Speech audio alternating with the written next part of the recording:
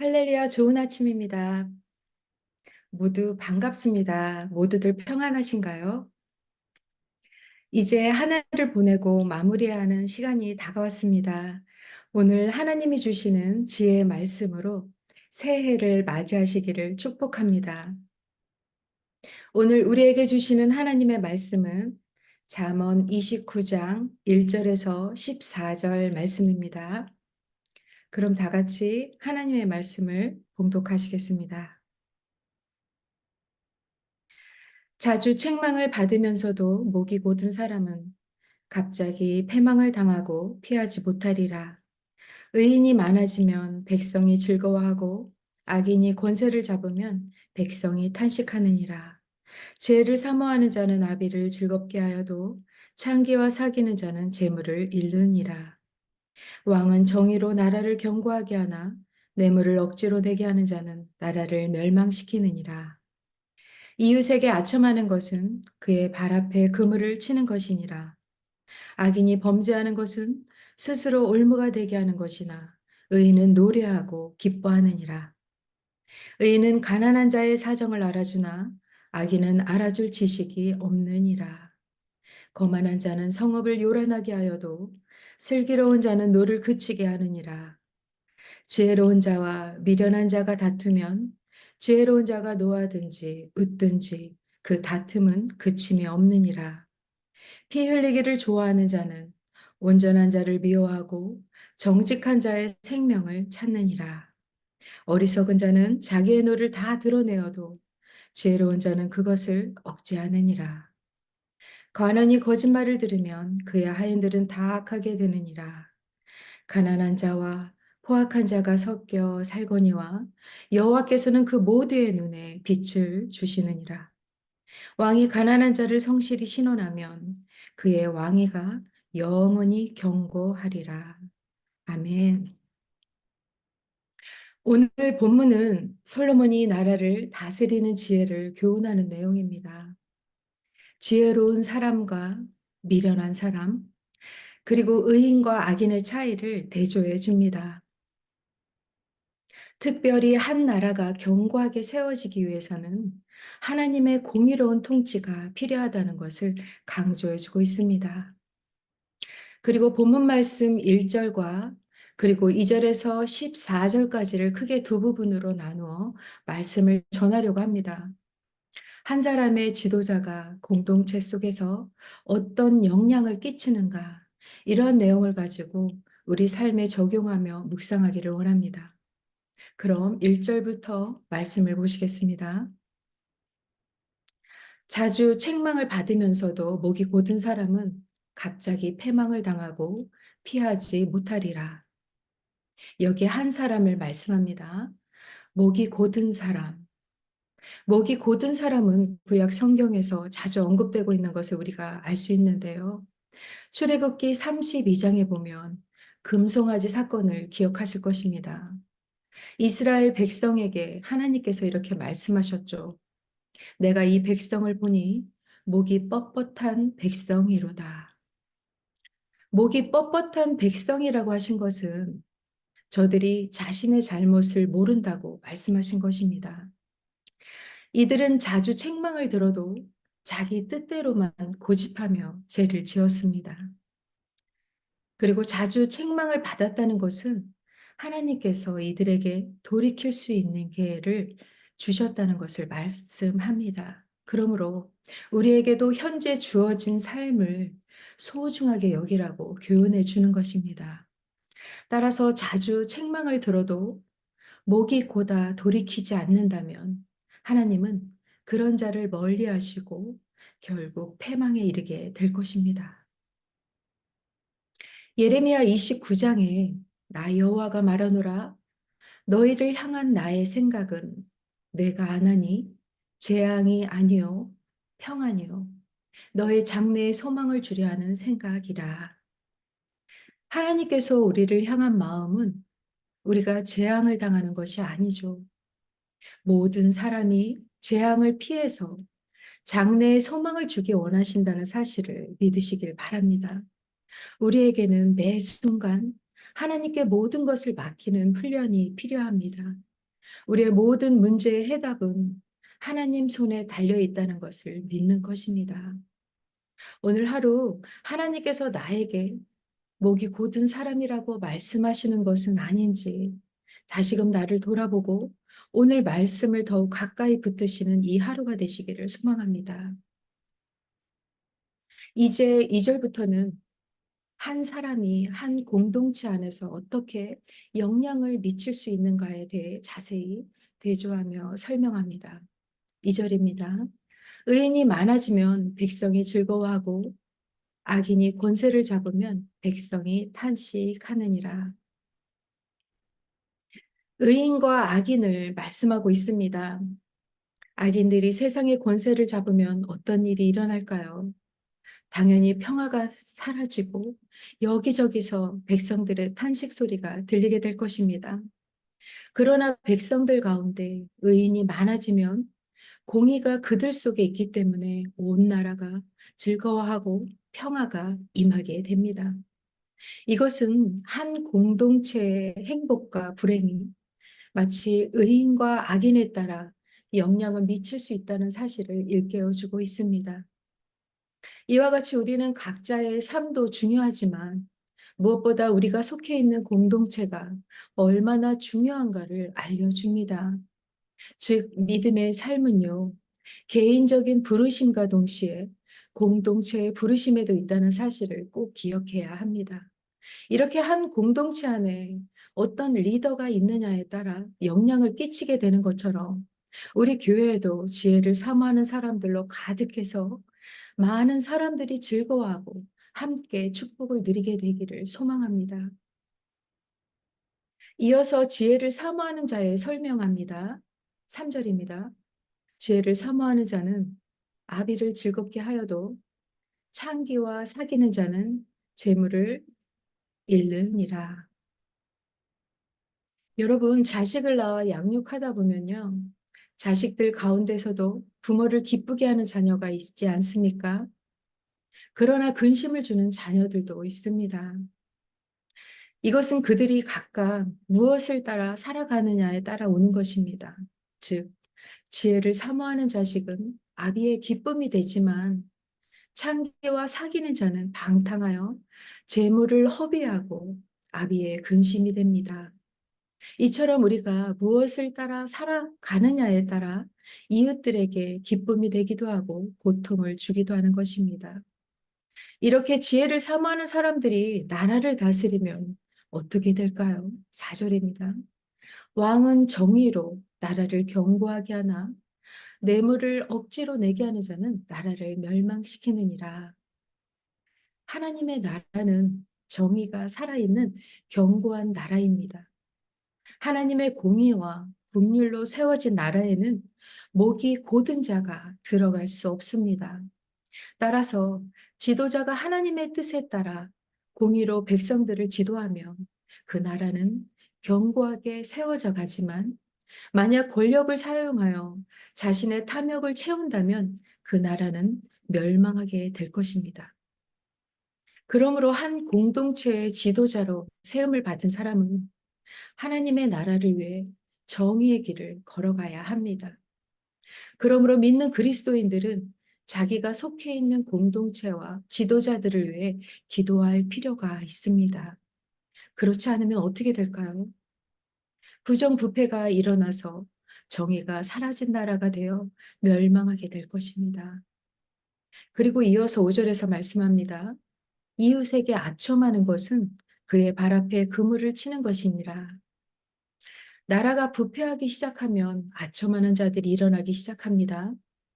악인의 행동 중에 하나가 아첨하는 것으로 사람만을 의지하는 자들을 말합니다.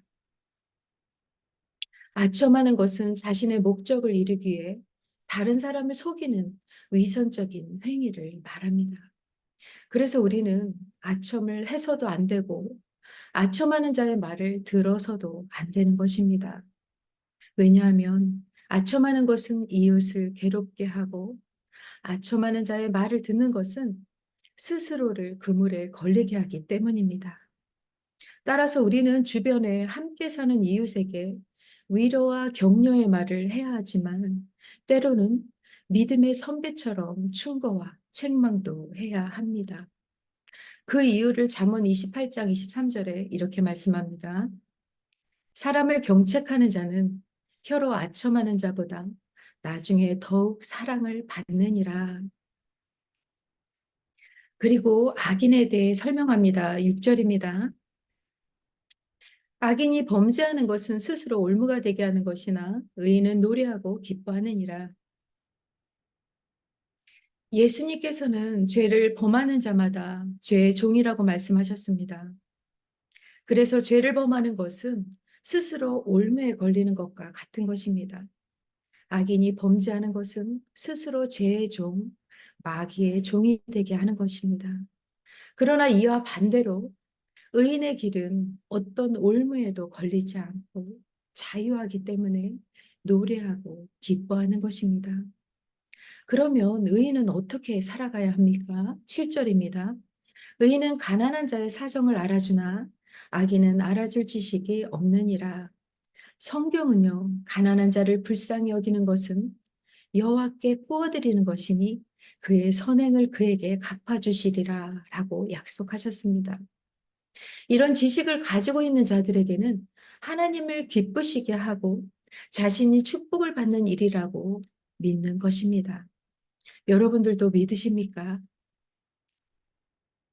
그러므로 가난한 자를 돕는 것은요, 오히려 축복의 기회로 여겨야 합니다. 그러나 목이 곧은 악인은요, 가난한 자의 사정을 알아줄 지혜가 없습니다.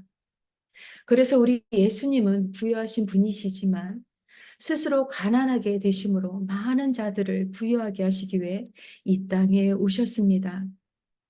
하늘 영광 보좌를 다 버리시고 십자가에 죽기까지 복종하심으로 우리를 구원하시기 위해 이 땅에 오셨습니다. 오늘 우리의 삶이 낮은 곳에 임하신 예수님의 사랑처럼 이웃을 돌아보는 의인의 삶이 되기를 소원합니다. 8절과 9절 말씀을 이어서 보시겠습니다. 거만한 자는 다른 사람을 업신 여기고 자신에 대하여 우월감을 가지고 있는 사람을 말합니다. 이런 사람은 성읍을 요란케 하지만 슬기로운 자는 노를 그치게 하여 화평하게 만들어줍니다. 그리고 지혜로운 사람은 상대방이 화를 내어도 온유한 말과 부드러운 성품으로 상대방의 분노를 가라앉게 합니다. 오늘 우리의 발걸음도 이와 같기를 원합니다.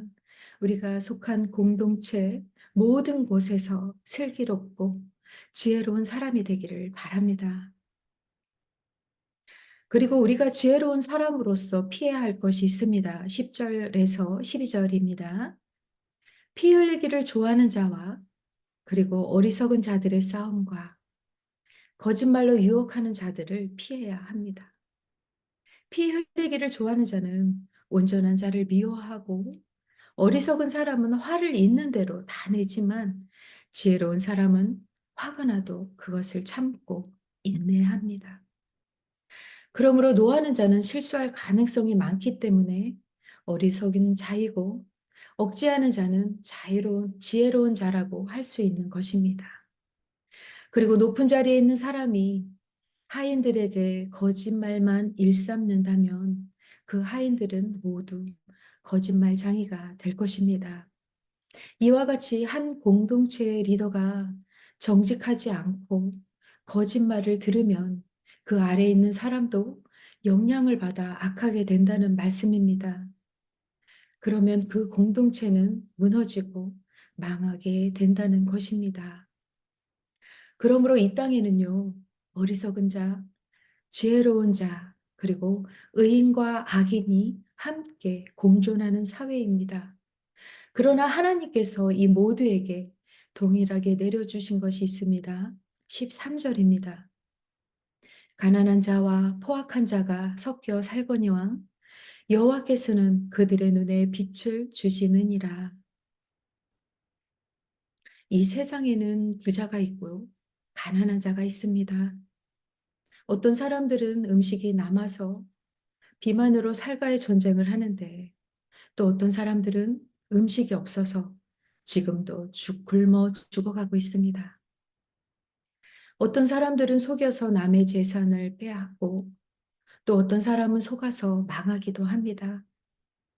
우리가 이러한 세상을 보면 참 불공평해 보입니다.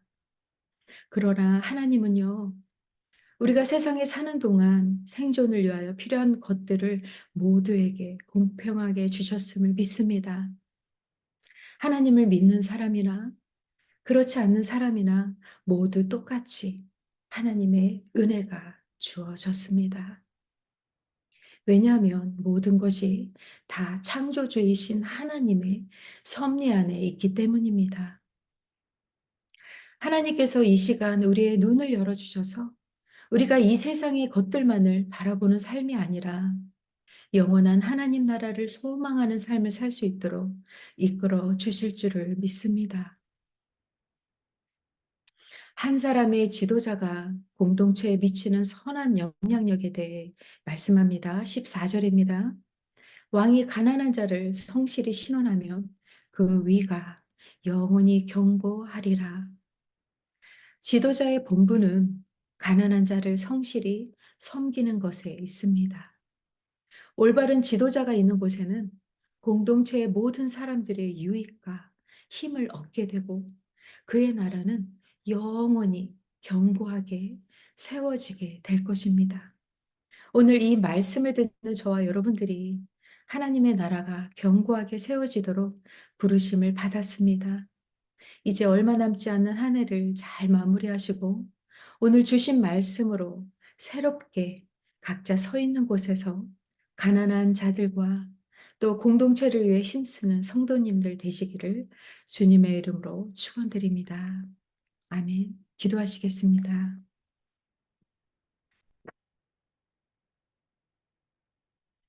하나님 아버지 감사를 드립니다. 한 해를 마무리하는 시점에 우리가 서 있습니다. 나의 마음에 아직도 목이 곧은 사람처럼 하나님 앞에 살아갈 때가 많았음을 고백합니다.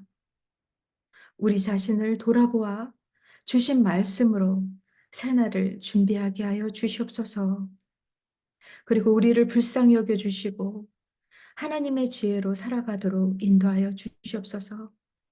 그래서 내가 속한 공동체를 위해 성실하게 일하며 먼저 가난한 자를 돌아보고 그들을 섬기게 하여 주시옵소서.